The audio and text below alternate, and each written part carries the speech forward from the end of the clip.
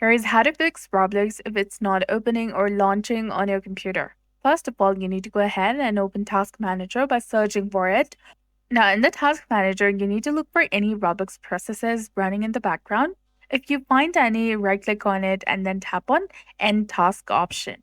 Then try opening Roblox again. If it still does not work, you need to search for Run in the search bar, or you can also select Windows and R in your keyboard to open the Run command.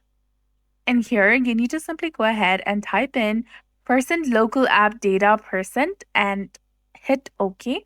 This will open a folder. Scroll down and find the Roblox folder. And once you find it, right-click on it and then tap on Delete. After it's deleted, try running Roblox again.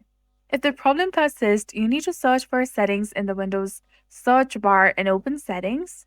Then go to Apps, find Roblox in the list, tap on it, then tap on Uninstall and tap on Uninstall again to confirm. And then open the official Roblox homepage and download Roblox on your computer once again.